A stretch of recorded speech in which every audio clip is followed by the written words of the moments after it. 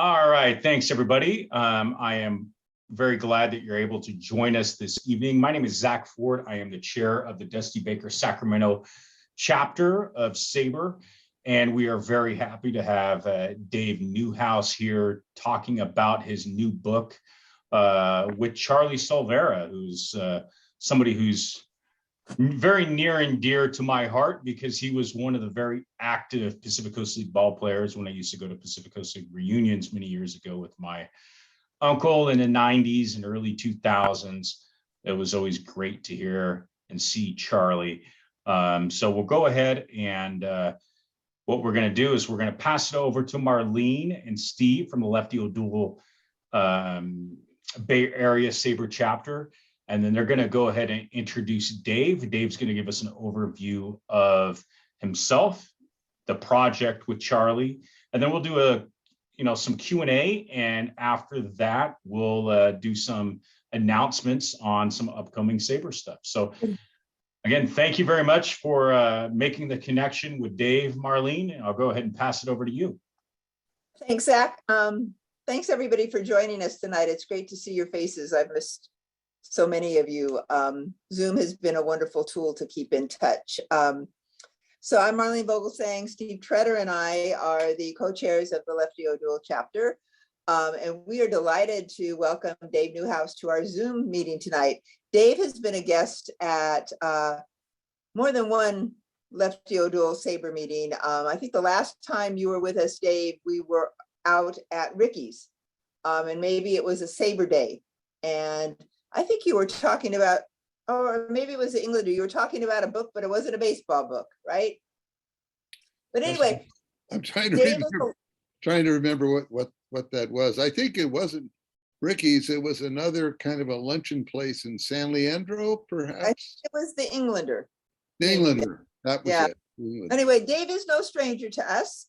And I think he's probably not a stranger to many of you who have lived in the Bay Area and read sports for many years. He is a former Oakland Tribune sports columnist, and he's a wonderful sports writer, not just baseball. He writes about other sports as well.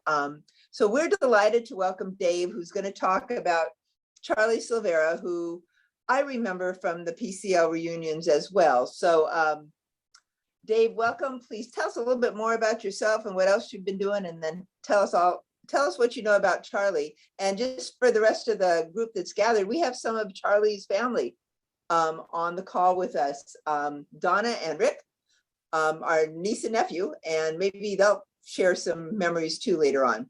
But anyway, welcome everybody. Well, it's nice of you to have me, and being on this program tonight kind of stretches my baseball history, because when I was a kid, I would go to Seal Stadium and watch Lefty O'Doul manage. He was very funny to watch. I remember one time they were exchanging lineup cards at home plate, and the other manager was a fellow by the name of Tommy Heath, and he was bald as a billiard ball. And while they were going over the rules, it was the TV game. Lefty kept lifting Tommy's cap off to show his bald head. He was quite the entrepreneur, was Lefty. And then Dusty Baker is probably the finest manager I've ever met. He's just the most genuine, real person who's ever managed or coached. I have an amazing feeling in my heart for the type of person he is and the success he's had. As for Charlie Silvera, how that all began was, I read a story in the paper that the Bay Area's oldest living major leaguer, I think his name was Marino Peretti, had passed away at 95. And it listed the next oldest people listing. And the first one was Charlie, who was like 91. Well, I remember Charlie as a player. I'm 83, so you can see I'm probably the oldest looking person on this program. And so I knew Charlie as a scout, but I remembered him as a player. And so I had his phone number because I would call him from time to time for some baseball question I needed answering. And I said, Charlie, I said, my gosh, you were on the only team that won 5 straight World Series, and you're the last of the 8 players who were there for the full 5-year run. I said, would you be interested in writing a book? And he said he would. And so I said, if I could just come over and meet you. So I went over and met he and his lovely wife, Rose, and we sat and we talked and we decided to go ahead and do this. And you have to remember, Charlie it started when it was 91, but we were still going when it was 92 and almost 93. And we would meet every week at his home. I'd write out a list of questions. You should see all the questions I listed for all the interviews. It fills a college notebook front and back. And I would sit with him and, he's very exuberant. I think he's a person that's worth telling his story, but it's mostly humorous type stuff. But this was deep stuff into who he was and how his career evolved and Rose's role in his life and their children. But as he got into it, he was a willing participant. And a able contributor. I should say that, as was Rose. At different times I had to talk because there were some children's stories that needed to be told, and there was a lot of heartbreak there within the family. But we went for like 20 some interviews, and each interview was like almost 2 hours, which I taped. And that's a lot of time for an elderly man to be imparting his soul, and I just thought he was the greatest trooper. Charlie was so tough to be able to get through this.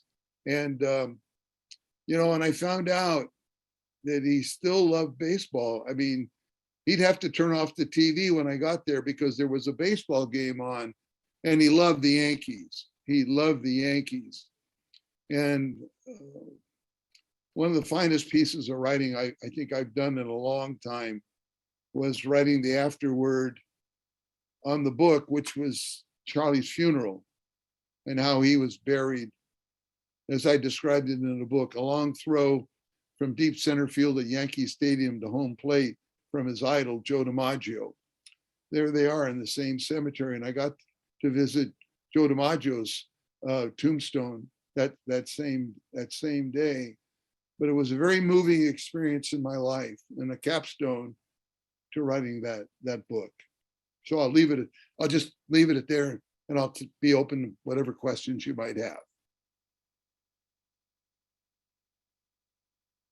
You can put your questions in the chat, folks, or just unmute yourself, but just don't everybody unmute at once. So I'll go ahead and ask a question, Dave.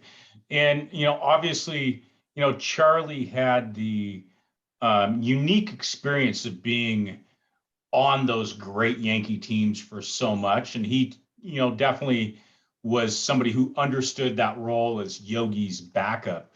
What were some of the stories that kind of stood out? Because he had that unique experience of having those, 5 World Series rings. He usually played I think his most was probably about 40 games or something like that, typically somewhere around 20 games a year. Can you tell us about, some of the behind the scenes relationships that he had that made those experiences so special? Because I can't think of any player that has had such a interesting career like Charlie, with so much success on a dynasty team like that. There was something about his demeanor, I think, to stay with the Yankees that long in a substitute role. One year, the Yankees had 20 double headers, and Yogi caught both ends of 19. Yogi was arguably the greatest catcher of all time. I mean, you can throw in Johnny Bench if you want, and there's others, Roy Campanella and Carlton Fisk. There are others, but Charlie figured out that he wasn't going to play, and so he assumed kind of a role as a surrogate coach. He was the coach of the bullpen, and he ran the bullpen like with the title of, well, not, he didn't have a title, but it was assumed title of coach. One story, a couple stories that he told me on the humorous side, one game, he was warming up pitchers and they said, Charlie, what's going on? So he had to run to the front of the bullpen. The game was over. Nobody, there was nobody to call him and tell him the game was over. So everybody had left and he had to find his way back to the clubhouse. But one of the things that he did that the public didn't know was he and Rose didn't live far from Mickey Mantle. And Mantle was such a great hero. I mean, there haven't been many heroes in baseball like Mickey Mantle was in New York. It was like Babe Ruth magnitude. And so, but Mickey was always hurt, and he was always taped up, and he was, I know what Buster Posey's going through in retiring from the Giants, but magnify that 20-fold, and that probably would have been Mickey Mantle. So Charlie would drive Mickey to the games and back home, and he would drive him up to where the players' gate was, where the players went into the clubhouse, and he'd leave him off there, and so he wouldn't have to go through the crowd because he was playing hurt a lot, and I'm not sure if there was any other reason. Mickey liked the nightlife too, but and then Charlie would go park his car in the players' parking lot, and then he would walk into the clubhouse through the same entrance. And of course, there wasn't the fandom there for Charlie as there would have been for Mickey, but he was always willing to talk to kids. That's should I go on? Yeah, that one of the stories too was his hero was Joe Dimaggio, of course. And one time in the dugout, Joe said, "Come on, let's go get." I think it was just before the game. Let's go get a smoke. I want to talk to you. And he said, "Look, when you're out there, damn it, you tell those pitchers what to do. I don't care if you're a substitute or not. You take control of the game. You understand that?" "Yes, Mr. Dimaggio. Yes, Mr. Dimaggio." So their relationship went back to the military. They were both in Hawaii. A lot of people don't understand that when baseball heroes and football heroes went to war, a lot of their assignment was entertaining the troops. They did not see combat, a number of them. So Joe Dimaggio was over in Hawaii with Charlie on the same military base. And Joe needed a haircut.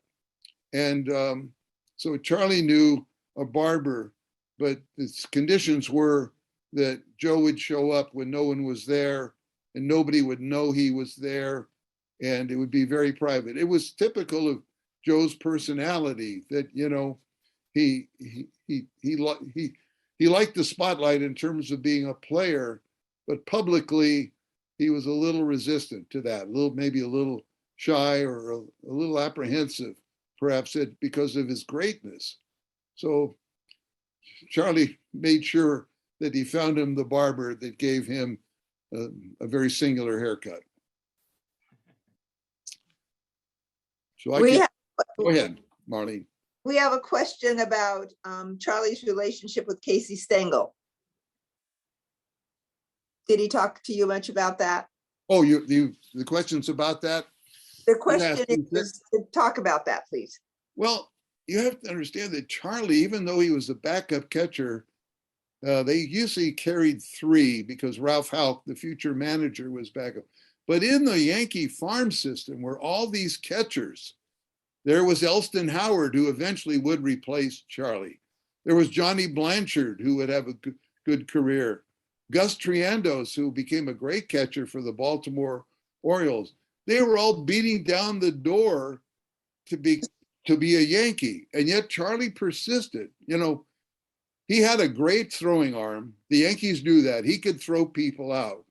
he only hit one home run in his career. He was kind of like the Dwayne Kuiper of his time, but he batted 282 as a Yankee. I mean, and there was one period of time where Yogi was hurt and Charlie had to catch. And he caught over a period of time. I think they nailed down the pennant, and Charlie batted like 322 during that period of time. So he was no slouch. I mean, he was absolutely a contributor. And Casey kept him for that reason. You know, Casey would make fun of him at times too in front of the writers, because there were a lot of writers covering the Yankees. There were 8 of them that would travel on the train when they would take trips. Yeah. And he would go, "There goes Mr. Silvera. He's a one-track guy. He just catches and he waits." But I think Casey had a great amount of respect for Charlie. And when he retired, Casey wrote a very special note to him. You know, Casey was all show. He was smart, very cagey, but he was all show because he liked to perform and preen for the press. But he was very thoughtful, and he obviously thought a lot about Charlie. What about Billy Martin? Do you have stories? Did he tell you stories about working with Billy or for Billy? Probably more stories about working for Billy. That Charlie, he told me, you know, I didn't know where that conversation would go because they knew each other in the Coast League, you know, and Billy had that fighting temperament. I mean, he always had that fighting temperament. I can give you a personal story on that, but we'd love to hear it. Okay, I'll tell you that in just a second. But Charlie, when he coached for Billy in like 3 different places, he made it a point not to go out with Billy for the evening because you never knew what was going to happen. Billy was so combustible, you just didn't know, and it didn't take much to trigger his temper. So he understood Billy's temperament. He understood his greatness as a manager too, his acuity and knowing exactly what to do. But as the personal story that I had is one night, it was spring training and Billy was managing the A's, and I was down there and went out for dinner, and I wound up kind of talking with Billy, and we walked out together from the club. And he said, "I know what you've written about how baseball needs to look at having blacks as a manager." And he says, "Well, what about Native Americans?" And I thought, well, I don't know of any Native American players, Billy, but I knew that was a trip mark. You got to be careful. And so he said, "How come you never write about Native Americans?" And I said, and he was walking with a guy named Lee Walls. And Lee Walls was a former player and a coach for Charlie, for Billy, but he was also a bodyguard. He was a big, strong guy. And he knew if there was going to be any potential problems that he could stop it before they happened. And I knew that Billy had punched out players, and I think he hit a sports writer. And I thought, here I am, it's midnight, and I'm out in the parking lot with Billy Martin. I said, "You know, Billy, you've given me something to think about. I'll think about what you said, and perhaps we'll write something of that accord." Because I knew that was the only way out. Even though he'd had so much trouble, if I'd have said to him, "Billy, you're off your rocker," he probably would have socked me. Probably. And I'm not a fighter. I don't try to antagonize purposely people, but that was a near miss for me. I think I handled that pretty well. Are there any stories in the book about Billy playing during the time he was in the military? Billy playing ball while he was in the military. You mentioned that they were entertainers. Do you have any more stories about that? No, Billy wasn't with. Billy is younger than Charlie. I don't know. I meant Charlie. I said Billy. I meant Charlie. Charlie, No. Charlie just talked about his time in Hawaii. It was very blasé. I mean, there wasn't really much. It was him wanting to become a player, a major leaguer, and he improved himself in the military. He was very young when he went in, and he came out, and next thing you know, he's in the Coast League, and he's coaching for Jim Turner, who became the Yankees pitching coach of lore. He was like one of the greatest pitching coaches in his history. And then Casey Stengel was managing the Oakland Oaks then, and that's what got him back to the majors. Casey was, because he had failed. He had losing records with a couple of other teams, but and he saw Charlie in the Coast League, and Charlie hit the ball well for Portland when they played Oakland. And so all of that, Jim Turner and Casey Stengel, that all played into Charlie becoming a Yankee. That's very interesting. You mentioned that there were some challenges during Charlie's childhood. Was that his childhood or when he with his own family? It was with his own family. Charlie and Rose had 3 children. Charlie and Rose were married 70 years. I mean, it was a beautiful marriage, and she's a lovely lady. But of their 3 children, they had one son who died very young. I can't remember maybe in his 40s or something like the disease. And one daughter developed multiple sclerosis while she was pregnant. And she delivered the child. That's Charlie and Rose's only grandchild. It was a grandson. And at the Charlie's funeral, the granddaughter who had multiple sclerosis, she gets special care now. She came to the funeral and the reception in a motorized bed, and she was able to. And I was able to get one quote from her through her sister. So Charlie and Rose, they had a tough family time because of the illnesses. And with Charlie being away, the ball players that are away from February to, well, if you're a Yankee, to October, there's not much time at home, and you need a strong woman in those cases. And Rose was indeed is a very strong woman. Mm. We have a question about, we hear how catchers love to throw to Yogi. What made Charlie stand out as a player? Did pitchers like working with him? They did like working with him. And he wasn't above, even though he wasn't the regular catcher, he was a part-time guy. He didn't mind going out and telling him what to do. The Yankees had a great staff. Only Whitey Ford's in the Hall of Fame, but pitchers like Vic Raschi and Eddie Lopat, Tommy Byrne, they were really good pitchers. Allie Reynolds was a great pitcher. And Charlie would have to go out and tell him to toughen up or to listen to me or something. They might bark back at him, and he'd bark back at them. But he gained their respect because Charlie had to catch some of the time, and the Yankees won a lot of games. They didn't lessen their effectiveness when he was behind the plate. Like I said, he had a great throwing arm. And even though he didn't get to use it very much, and he was in the bullpen, he was, as I mentioned before, he was Casey's right-hand man. He would tell him who's ready and who's not among the guys that are warming up.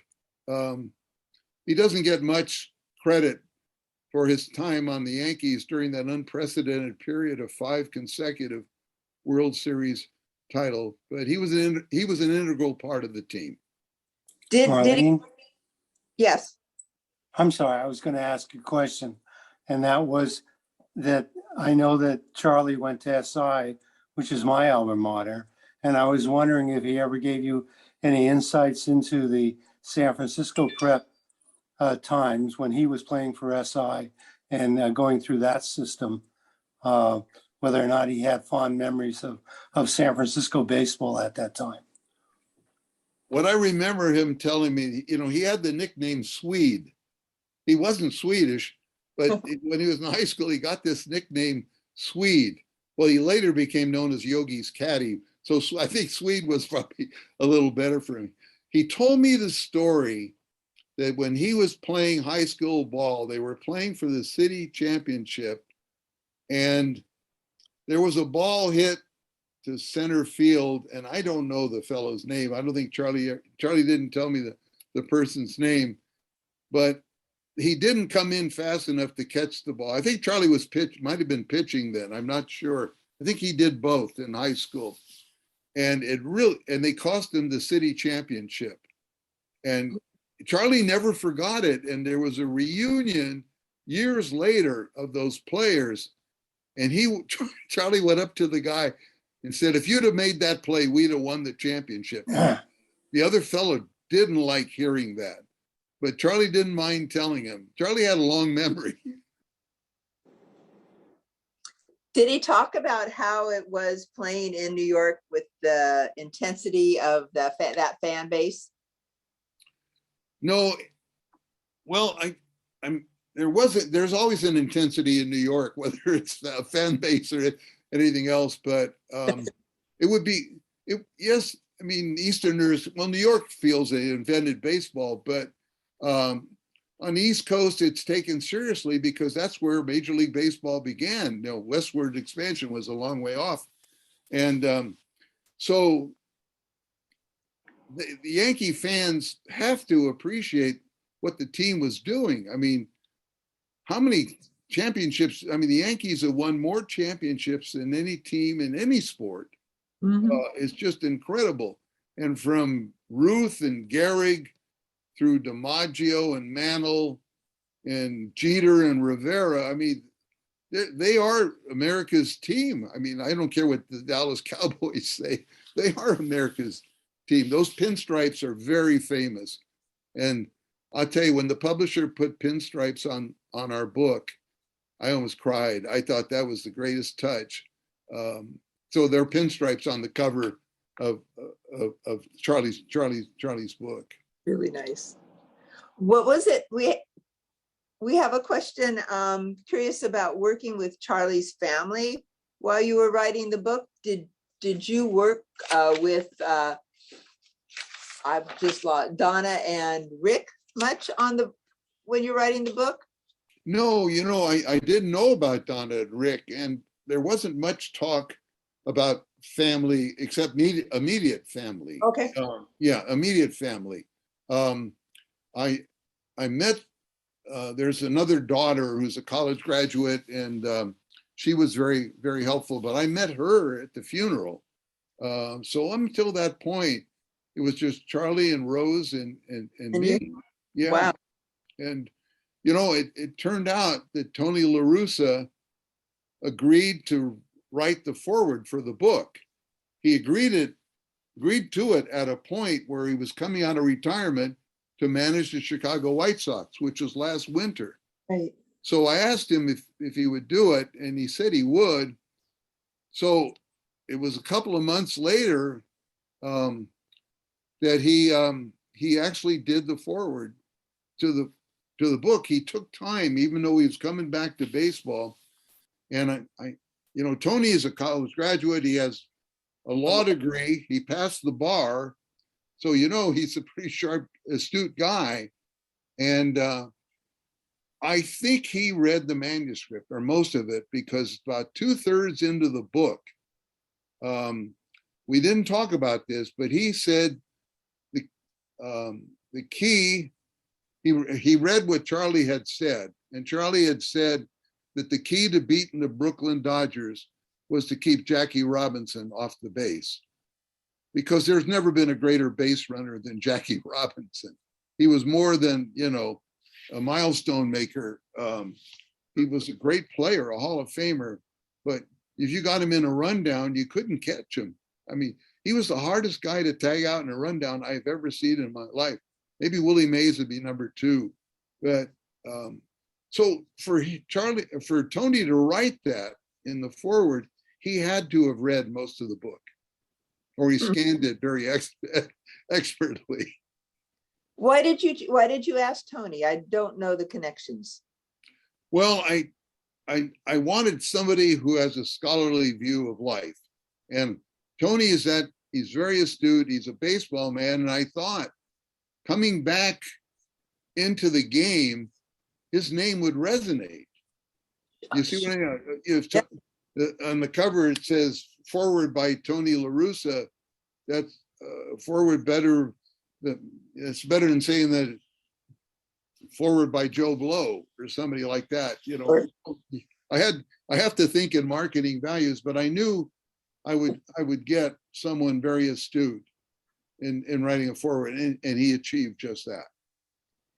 Did Charlie have favorite guys that he played with, or guys on other clubs that he was friendly with, that he told you stories about? I had the feeling back then, and you have to picture baseball back then and now. I just got through watching the World Series between the Astros and the Braves, and I just, even in the seventh game, the idle chatter between a guy on base and an infielder, you know, and you know, the Astros are, Altuve is talking to somebody on base, and I'm thinking, you're one game from being out of this thing. You know, when I grew up, baseball players from different teams did not talk to each other on the field. That was like a no-no. So Charlie didn't have any stories about other players. Did he share any tidbits about teammates? A little bit, you know. I'm trying to remember what he said. There was this Johnny Lindell, I think it was Johnny Lindell, that when the sports writers would pick, they didn't pick the Yankees to win every year in those 5 years. Boston always looked good because they had big numbers at Fenway Park, and the Detroit Tigers were no slouch. And so some of the New York writers might pick Boston. And so when they walk in at the start of spring training, Johnny Lindell would say, "Here come the pallbearers. Here come the pallbearers." And yeah, so it was, you know, it could get very tense there. Was the relationship with writers different then than it's the relationship with writers and the media people is today? Yes, I think I wasn't a part. I'm not that old. I'd have to be 113 to answer your question, Marlene. But yes, it was. They traveled. They traveled on the train together. You know, they would play cards together. They would eat. When the Yankees traveled, the first two cars were for the players, and the last couple of cars were for the sports writers, or maybe the last car. There were 8 sports writers. That's a lot of newspapers. That, remember, there was no TV back then. There was no internet. Right. The only way you could communicate through to a team was through the newspaper, or the team could communicate through you. And back then, even with 8 papers covering the Yankees, the post-game quote was not as important as it became when television came, and well, then came the internet. So you didn't have to worry about the press coming down and interviewing you a lot. There would be times that they would do it in spring training, and I'm sure day games and stuff like that, but writers back then sometimes would write a full story without a quote. I don't know how you could do something like that. That eventually changed. I think television was a big determinant of that. You know, a lot of us on this call listen to a lot of radio baseball before you could find everybody on TV. It's kind of interesting, I think, when we think back about the various ways that us older folks have been able to enjoy baseball and listen to baseball over the years. And now think about it, I mean, there's 50 ways you can watch a game, and you can see it, on a dozen screens from a dozen different angles, and follow it on Twitter and Facebook at the same time. Things really have changed. I kind of miss, I miss just the baseball on the radio. I don't know how many of you folks on the call will agree with me on that. I mean, it's great to watch TV and the replays and all of that, but sometimes it's just fun to listen to a game on the radio. And of course, the great sports writers in the papers and in the press. I think we couldn't enjoy baseball as much without you guys doing your job. You're all part of our family. Somebody wanted to know what Charlie said about Joe Dimaggio. Did he like to play with Joe, and did he also like playing with Mickey? He said that Joe regardless of what people have written about Joe, he said that, of course, you could never ask Joe about Marilyn Monroe. You just couldn't. But he said one night he and Rose were out at a theater, and he felt a tap on his shoulder, and he turned around, and there was Joe with Marilyn, and said she was very nice. And, so you had to be very careful about treading on that type of thing. But Joe Dimaggio, when the game would end, say a day game would end at Yankee Stadium, he and Charlie, and I think Hank Bauer, and maybe Billy Martin, Joe Dimaggio took a liking to Billy Martin. They would be sitting around having a beer and talking about the game. Everybody else had cleared out, and Joe would say, why don't you all go home, put on a coat and tie, and I'll meet you at this restaurant. And so they would go to the restaurant, and Joe would make sure they'd be off in a private room because he didn't want people bothering them. And I got the feeling that Joe might have picked up the tab too. But one thing about Joe Dimaggio, when he walked into the clubhouse, he was resplendent. Coat and tie, he had the big overcoat, that looked like a big financier. And his only problem that he smoked, and I'm not sure, he didn't exercise a lot in the off season, and he did smoke. And of course, that could have shortened his career. But remember, he was in World War II for like 3 years, like most of the ball players. They were gone. So that probably took some time off his career. But Joe Dimaggio was one of the most graceful players who ever played. And the wartime was a tough time for players who lost valuable time and then had to come back and finish careers. It's pretty hard to do what they did. And he did it about as gracefully as anybody. Good point. Good point. I would like Donna and Rick, and if anybody else has any other questions, I'm wondering if Donna and Rick have any stories. And then I'd like to let Zach and maybe Mark McGray talk a little bit about some things that are coming up. We had a question about the PCL the reunion that's coming up. So I want to give people a chance to find out more about that. Donna or Rick, or actually Dave first, any closing remarks about Charlie before we bring some other people on? One more thing about Joe Dimaggio, I just remembered that when he was introduced as a retired player, and there was this big kind of a disagreement how they would introduce Mickey Mantle or Joe Dimaggio before Mickey Mantle at Yankee Stadium on Old Timers Day. And Joe didn't like that. He felt that he deserved more respect, like Ruthian, like a Babe Ruth type figure. And so they had to figure out how to announce them.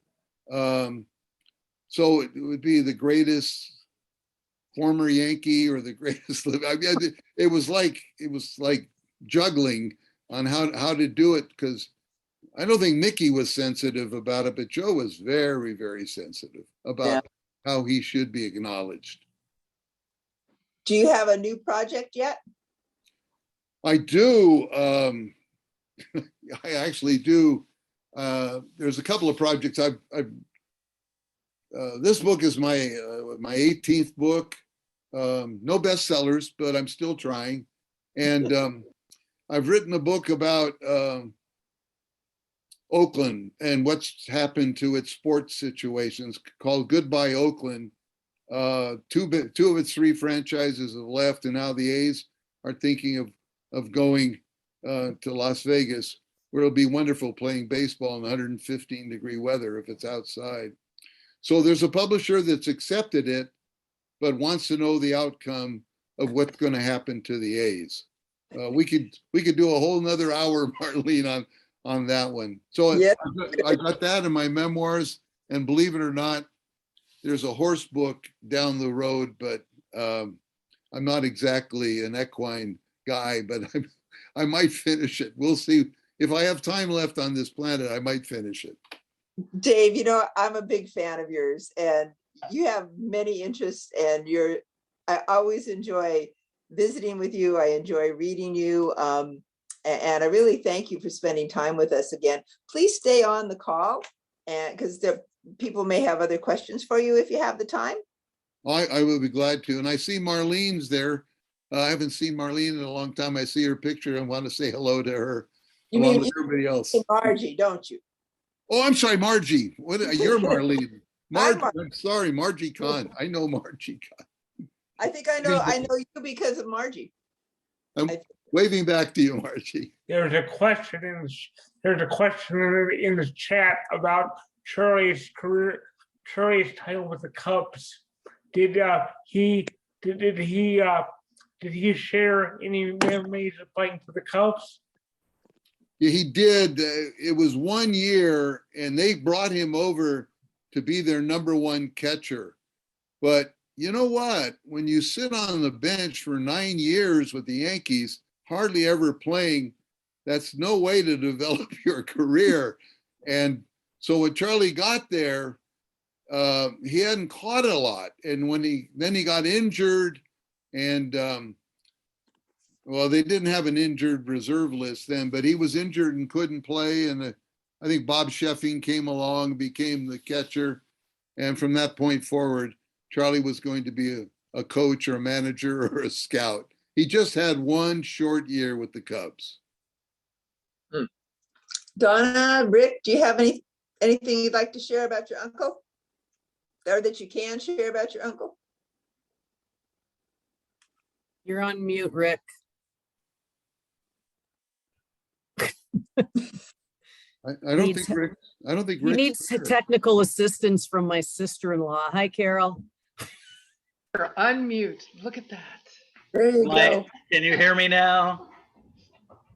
Hey, I have one thing I want to relate is about 10 years or so ago, Charlie and Rose came down to San Diego when Jerry Coleman's statues were unveiled at Petco Park. And they stayed in the Omni Hotel, which you can walk across an elevated walkway right into the ballpark. It's a really cool situation. So they came, and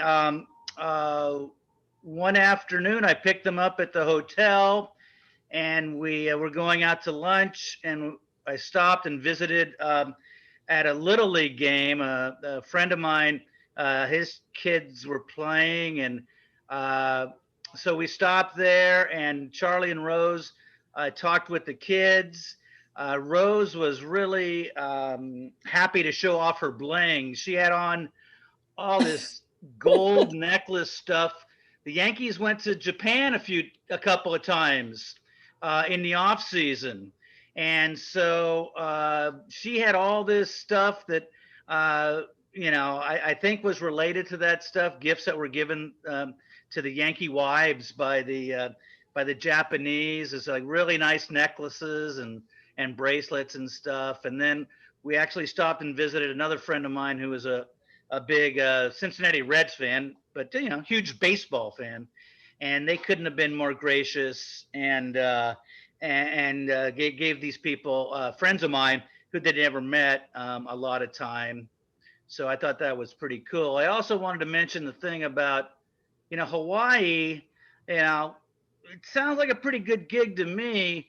You're in the military, and it is World War II, but you're playing baseball. It's for a military gig, that sounds pretty good to me.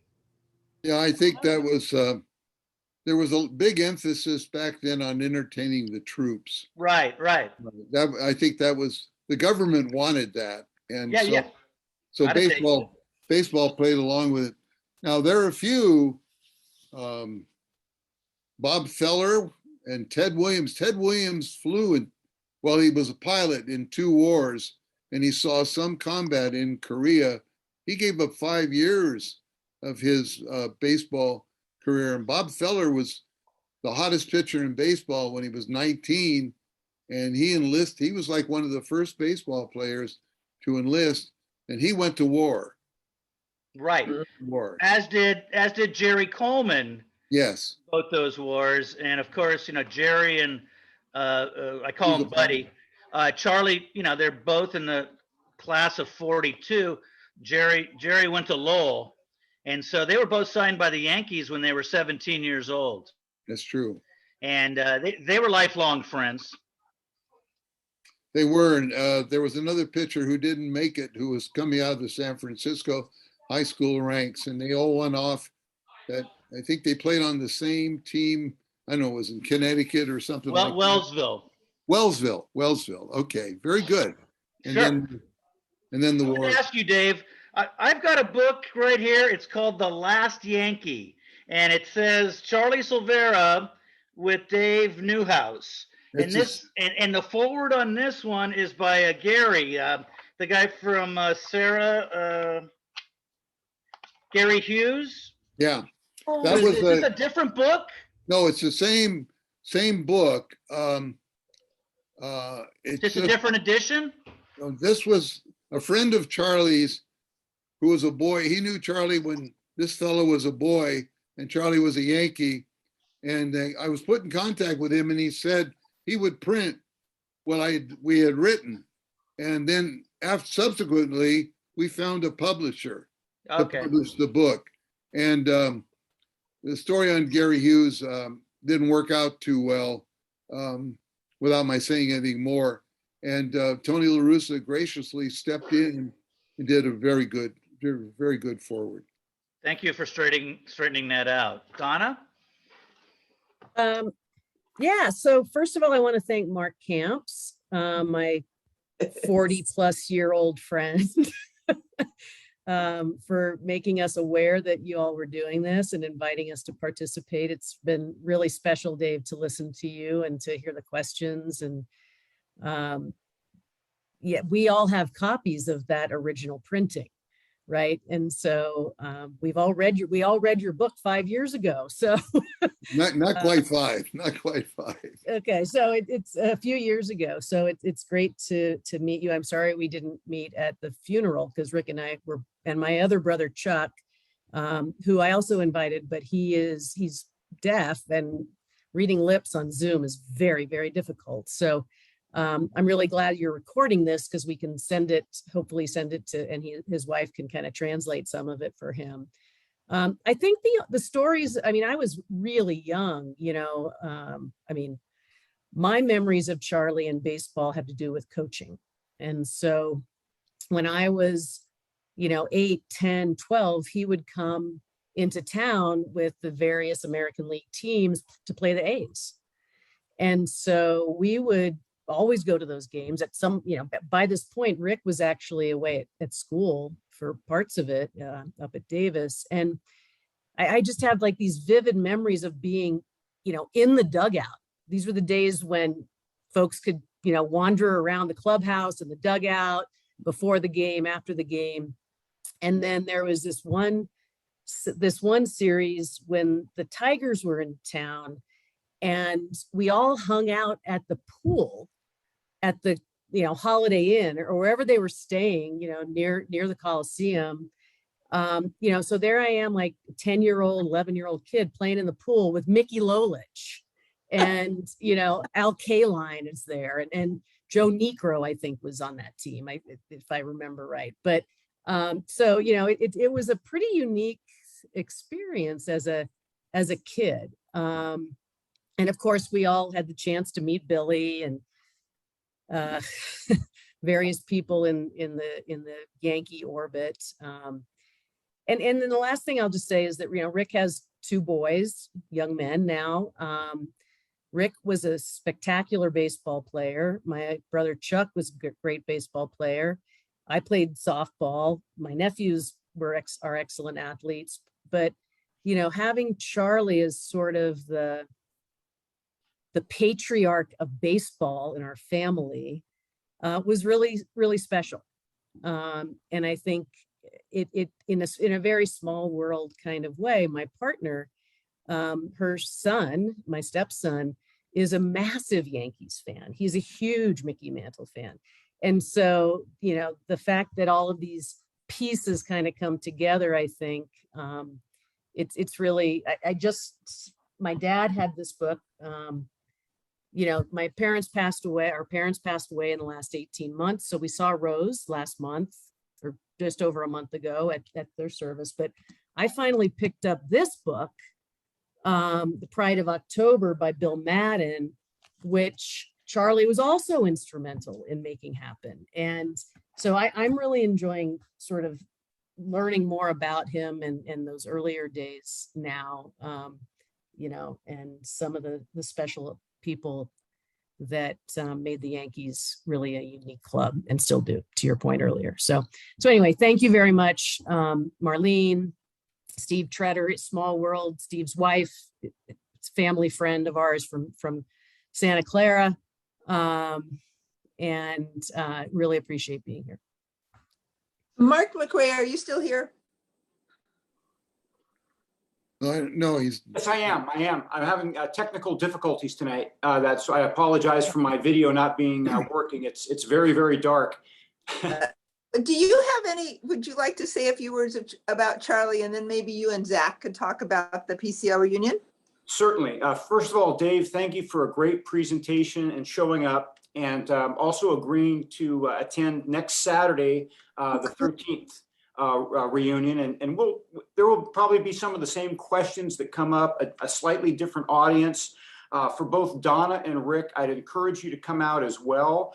We'll have more information in a few minutes, but it will be a slightly different perspective of what we shared tonight. Many of the attendees at the PCL reunions, and Charlie was a regular, both at the Oakland Museum and when we moved it to San Leandro. He came until about 2 years or so before he passed, when he was having difficulty getting around and such. But as all will remember, he was a classic guest to have. And as the host there, it was always a challenge the day of the event to get players who wanted to talk. Because in the early days, we'd have 45 or 50 players, and all it would take was for a couple of the players to show up and have a disagreement. And all of a sudden they had agreed to do a panel, and they changed their mind at the last minute. And Charlie was always my go-to guy that I could put him on any panel with anybody. And he'd always tell me the same thing. He'd say, I talked last year. He says, I'm running out of things to say. He said, I'm only going to talk for 5 minutes. Well, we'd put him on a panel with Ernie Broglio and Bud Watkins and Bob Murphy.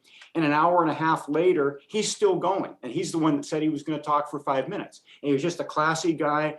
Those who attended the reunions, I was the host, so I could never see it from the same perspective of being out in the audience. But it was really a lot of fun to be the host and the moderator all those years that Charlie was there, and the times that I talked to him in between. Just a great person. Rose, of course, as far as I know, is still doing well. A real good friend of mine actually has a tradition that goes back well over a decade. You might recognize, Donna or Rick might recognize the name Leo Martinez. Leo's part of the San Francisco firefighters, and every year he brings her fresh crab for Thanksgiving. And that's been a tradition that's gone on for years. We're having problems again this year, as with last year, in getting the crab on time. But he always goes over and sees Rose with the fresh crab in time for the holidays. But Well, Zach, you want to say a few things about next Saturday, and hopefully I'll have my picture back by then.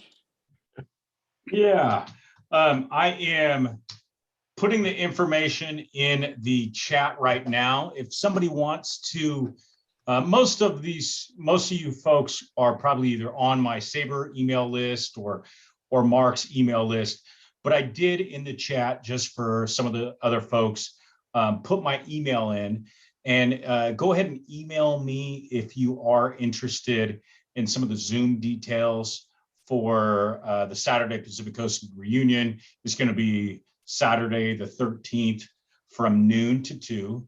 And again, Charlie is one of the characters that I remember most from those reunions. And I hope it's not too risque, but Charlie told me one of my most memorable stories from those Pacific Coast League reunions came from Charlie. Some of you might be aware of it, but during his last postseason with the Yankees, Don Larson threw his perfect game. And Charlie didn't get in that game, but after the game, he asked Yogi for a memento from that game. I know where this is going. Yes. So Yogi took off his jock and gave it to Charlie. And Charlie had kept that jock strap for, at that time, it had probably been 40, 45 years afterwards. And I remember him saying at that reunion, he was telling us, he's like, my wife, I still have it, but unfortunately it's in a closet. My wife won't let me display it. She has no sense of humor. Oh my God. And I thought, that is just the funniest story. And I am actually kind of curious. I don't know if there's like family background on where that is right now, if any of you know where that went. But I always thought that was a hilarious story, because it kind of showed, Charlie as his sense of humor and that connection to history. And it was something that always was, I thought, was a really cool story for me to hear, for sitting next to Charlie and the Ramondis, and I think Bill Rigney was at the same table. And I'm just this high school kid sitting next to these baseball legends telling these crazy stories about Don Larson's perfect game. And for me, as a 16, 17-year-old at the time, to get that behind the scenes story like that was just classic. And Charlie was somebody who was full of those stories and loved sharing them. And I always really appreciated, who he was. And he was always very welcoming to me. As a kid that would tag along to those reunions with my great uncle, who played shortly before Charlie in the Pacific Coast League.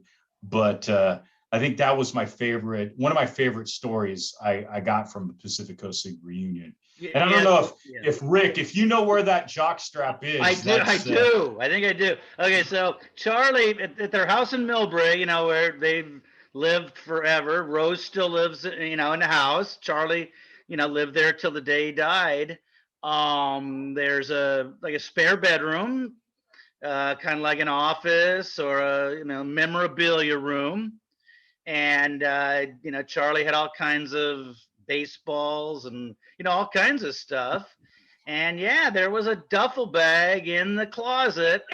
And I remember they say, hey, you know what? Yogi's jock is in there. It's in that room. And that's that. And I've seen it. I don't know if it's still there, but I'll bet you Rose hasn't touched it. I don't think anybody's. That's awesome. I'll share a story about Charlie. I want to thank Dave too. I remember, Dave, you did the deal with Channel 4, KRON did the Bay Area baseball game years ago. They did a special on Bay Area baseball. You were in it. I remember that. Okay. I met Charlie in 2000 when they opened the ballpark and dedicated the Seal statue at Seals Plaza. And I was invited to go to represent Lefty O'Doul, who managed the Seals, played for the Seals as his cousin. And all the old timers were going, who is this guy O'Doul? You know, he's too young to have played. He's not Frank O'Doul. He's been gone a few years. So who is this guy? So I introduced myself as Lefty's cousin. And so right away, Silvera had stories about Lefty. And Tommy Heath wasn't the only Marblehead. They called O'Doul a Marblehead too. He didn't have a lot of hair. But I got on the field with Charlie, and Lucille came out onto the field, the mascot. And I think this is probably the first year that they were there, so it was pretty new to everybody. And Charlie took one look at it and he goes, what in the blazes is that thing? And I said, that's Lucille. That's the mascot for the Giants. And he shakes his head. That's the ugliest damn thing I've ever seen. He says, if O'Doul saw that, he would not want to have any association with the Seals. That was my first memory of Charlie. He was always fun at the reunions. And when Mark was talking about the panel with Charlie and Bud Watkins was another one that I remembered. They made the whole show go on. And it was guys like that was great. So Dave, again, thanks for the book. And Marlene, good to see you guys again. Zach, to see you guys on Saturday. Thank you. Thanks, Tom. Thanks, Tom. Hey, I'll add a few more things on next week. One of the other, we're going to try to get players and as we've done in the past, as you know, I mean, with the last year of the golden age of the PCL being 1957, some of the guys are beyond their 20s, shall we say, and it's getting challenging to get them out.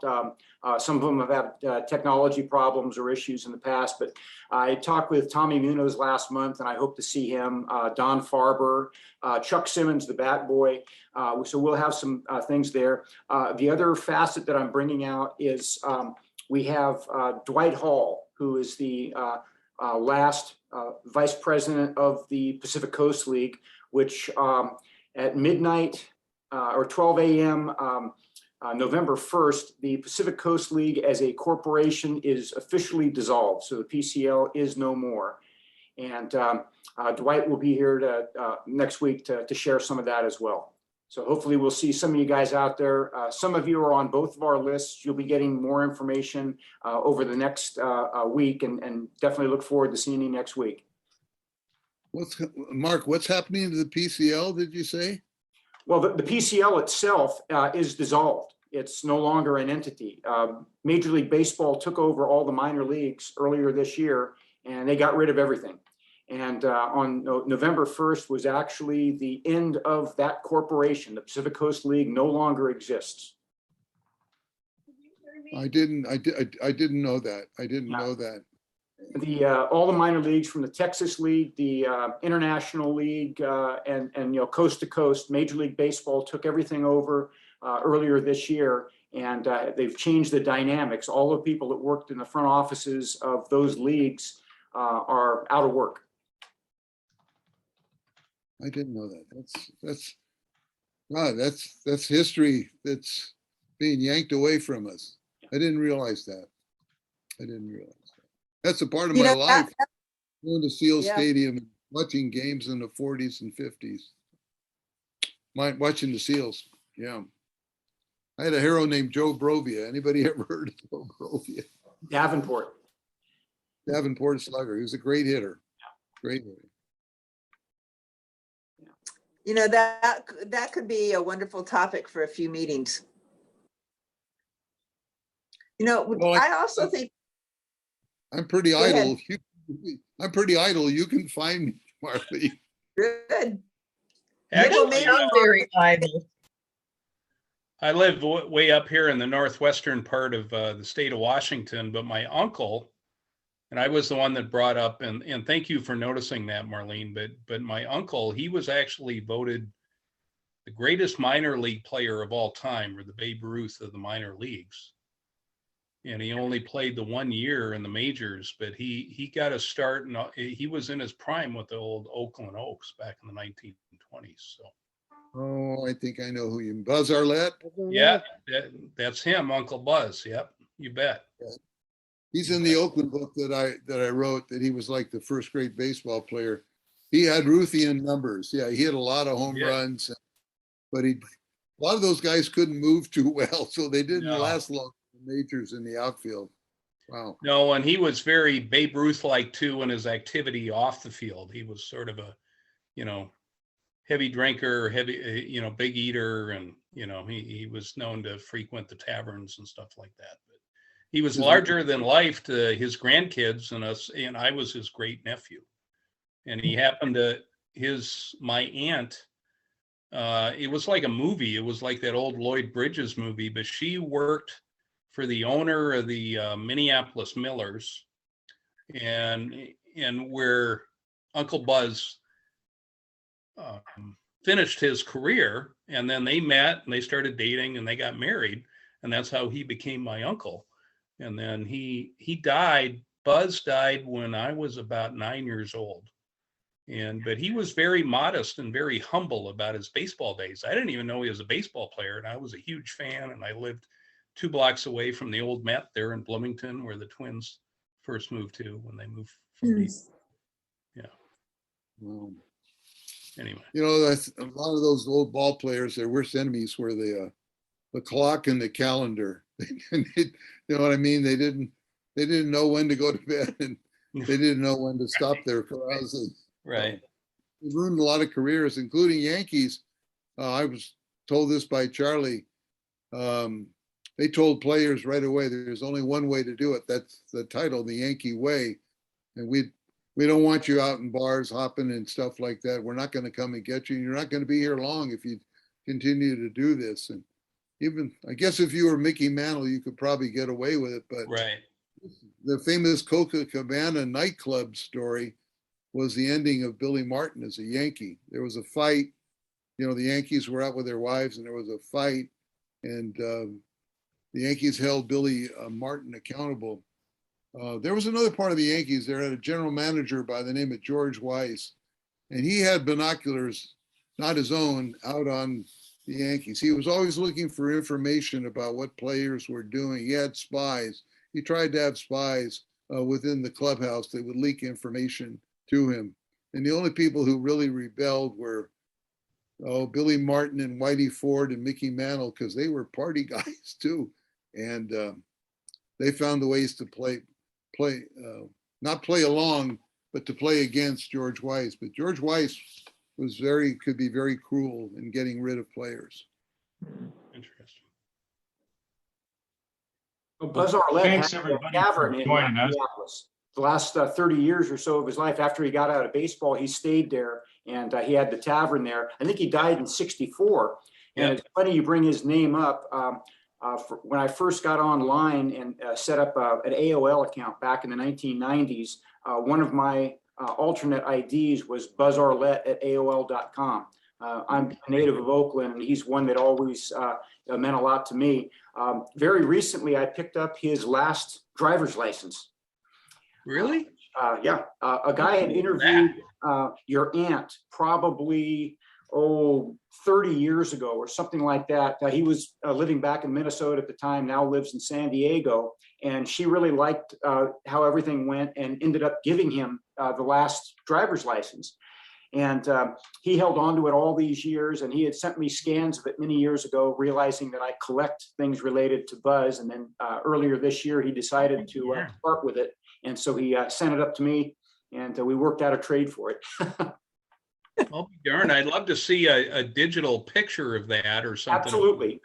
Zach will put us in contact. You've got his contact information, and he'll get you in contact with me, and I'll be happy to share that with you. Yeah, I got Buzz's picture right behind me here, so that he was given a day at I don't know the name of the ballpark, but I think it was 1927. That's right. They gave him a car. Yeah. I've got pictures of that presentation. I've got a lot of photos of Buzz, because he was one, again, they came from the Elmhurst section of Oakland, and there was Pop Arlett. There were 3 Arletts that play, Neil Arlett, Alex Arlett, and Buzz that played, and it was a big family. Right. I knew he had brothers that played. Of course, I never met his brothers. But Buzz was also a pitcher. He was a very good pitcher Yes, and he a was. hitter. Yeah, yeah. He was the full package. He was, and I think, and what I was told when I started, when I became an adult and after I joined the military and stuff, I started doing research on him. And I asked my my dad and my grandfather, and my Buzz and my grandfather were like best friends. And my grandfather was Viv, Aunt Viv's brother, but he said that, I said, why if he was that good, why did he only play the 1 year with the Phillies? And one of you mentioned Chuck Simmons, and I think they were teammates on the same Phillies team, I think. But Chuck Simmons is actually the bat boy from the Oakland Oaks during the 9 old men era and the Casey Stengel era. So it's a different one. You might be thinking maybe Al Simmons. Al Simmons. Yeah, that could be. Yeah, maybe Al Simmons. That was my confusion there. But the and I asked him, and he said, well, back in those days, and this was my grandfather talking to me when I was, I don't know, I was probably 20 at that point. And I said, why did he not play much longer in the majors? And he goes, well, they actually made more money playing in the PCL back in those days because a lot of the owners, the major league owners, were so miserly that they actually did better by playing on the West Coast. They made more There money. were players who refused to go to the majors because they were making more money in the PCL. Exactly. And that would describe Buzz Arlett. Yeah. Anyway. Well, thanks everybody for joining us today. Definitely glad that we're able to reconnect, at least virtually. And I'm glad that we did have a smaller scale in-person meeting about a month back. Hopefully we'll have another one of these Zoom meetings sometime in December. I'll definitely send that stuff out as soon as possible once we figure out logistics on that. We will be doing, Marlene, Steve, and I still have to coordinate how we're going to structure the SABR Day event. Typically, we will join together for an event in late January, beginning February. We'll see how things are with COVID at that time and see how we're able to either do another larger scale Zoom or in-person or hybrid or something like that. But I do definitely appreciate everybody joining us today. And I will make sure that we have this posted on YouTube for folks to share within the next day or two. And again, thank you very much for joining us. And it's been a great evening and I appreciate it. Thank you very much. Did Dave have something to say? Well, I just wanted to say one final thing. Margie Kahn, who's been nice enough to join us from her, I don't know where her digs are, somewhere in Southern California, but Margie and I met, and she was did some typing work for me on my book projects, and I paid her off by giving her a baseball glove instead of money. And Margie, do you still have the glove? She does. She nodded yes. Okay. Well, maybe you can send me an email. Let me know how life's going wherever you are through Marlene or something like that. But thank you all for they were good questions, and it was a very convivial time. And it's nice of you. Oh, is that the glove? There's the glove. All right, Margie. If you'd like that. I might add, Dave brought the glove to me and he said, "You're right-handed, aren't you?" And I said, "Actually, no, I'm a lefty." He turned around, went back to the sporting goods store in Montclair and exchanged it for the left-handed glove and brought it back to me, and then took me out into the parking lot of my office building and showed me how to throw a softball, because I come from a family of girls. There were no sports in my family growing up, and I had never thrown a ball before, and Dave showed me how to throw and catch a softball. That's great. I'm glad to see things. Thank you, Marge. Anyway, if there's ever a rainy day, Zach and crowd, if you need a guest, I'd be glad to come on. It's been very, very enjoyed. Thank you so much, Dave. I really appreciate it. And thanks to everybody for joining us. And we'll be in touch soon. At least virtually, hopefully in person sooner than later. Thanks, Dave. Everybody, thanks. All right, take care, everybody. Bye. Have a good night. Bye. All right, bye-bye.